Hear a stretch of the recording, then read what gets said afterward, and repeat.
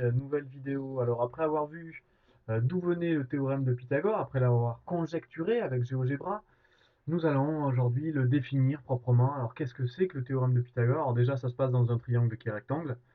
Et donc dans un triangle qui est rectangle, on dit que l'hypoténuse au carré est égale à la somme, hein, ça veut dire qu'on fait l'addition des carrés des deux autres côtés. Ça veut dire qu'on met les côtés au carré d'abord et puis qu'on les additionne.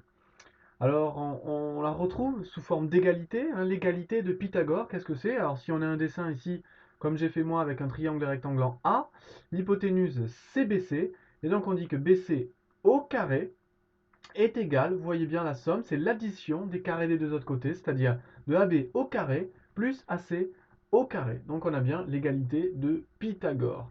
Alors voilà, ça va nous servir du coup à trouver des longueurs manquantes dans un triangle. Quand on en a deux, on va pouvoir trouver la troisième dans un triangle qui est rectangle. C'est très important. Sinon, on ne peut pas appliquer le théorème de Pythagore. Alors je vais descendre un peu pour vous montrer des applications. Et donc deux cas de figure qui vont vous être du coup auxquels vous allez être confrontés, hein, puisque deux cas. Premier cas, vous voyez à droite, c'est quand il nous manque l'hypoténuse. Deuxième cas, c'est quand il nous manque le côté de l'angle droit. Ok?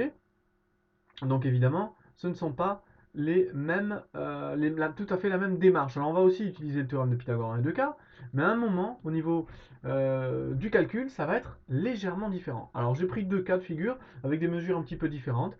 On va se concentrer dans le premier cas.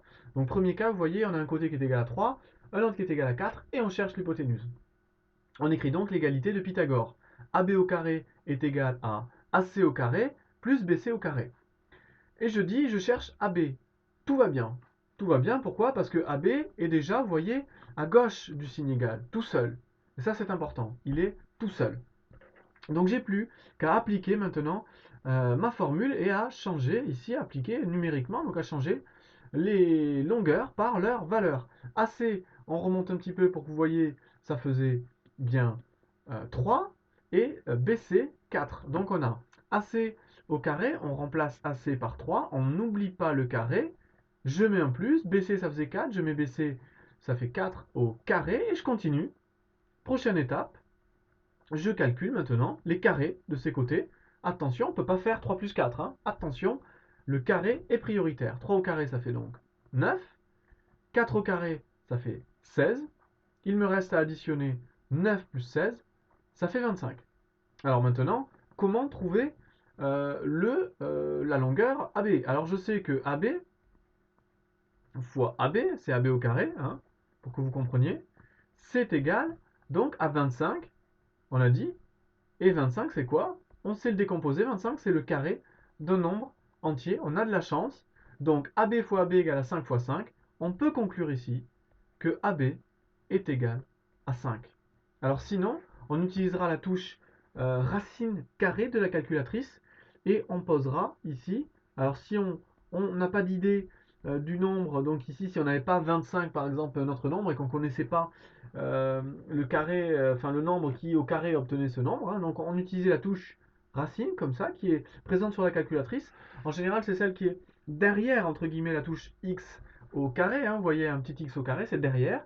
Donc on met racine carré, ça s'appelle comme ça, hein, de 25, et ça nous donne ici la valeur du nombre, donc ici, pour lequel, quand on lève au carré, ça fait 25, ici 5, pas de problème. Sinon, ça nous donnerait un arrondi si on n'avait pas un nombre du coup précis, hein.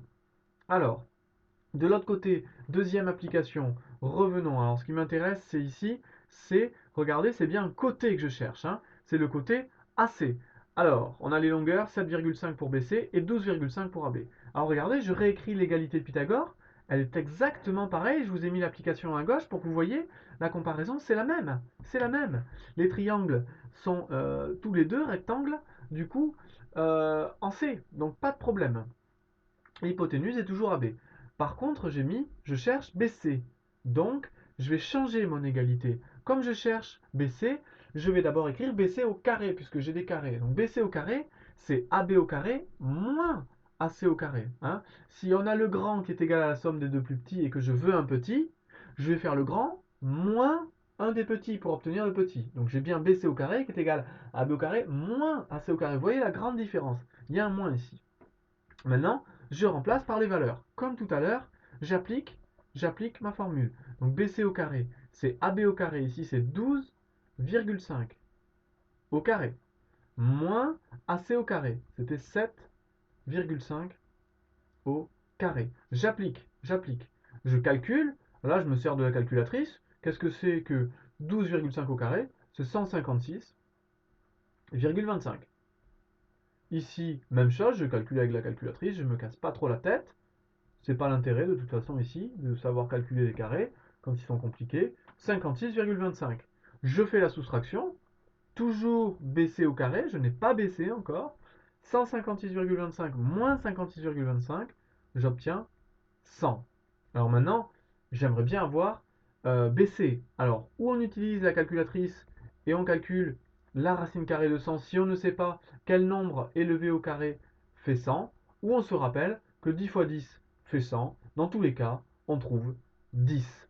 Ce que je voulais vous faire voir en tout cas dans les deux applications, c'est bien la distinction entre ce qu'on cherche, si c'est l'hypoténuse ou si c'est le côté. Donc, avant de commencer un exercice, faites bien le schéma, cherchez bien, mettez bien ce que vous cherchez, c'est-à-dire si c'est l'hypoténuse et le côté, et comme ça vous ne vous tromperez pas, et vous mettrez bien une soustraction, vous changerez la formule pour obtenir le côté, dans le cas numéro 2. Voilà, je vous dis bon courage, à vous d'appliquer ce théorème dans tous les cas de figure où vous aurez des triangles rectangles pour trouver des longueurs de côté manquantes. Voilà, je vous dis à une prochaine vidéo. Au revoir.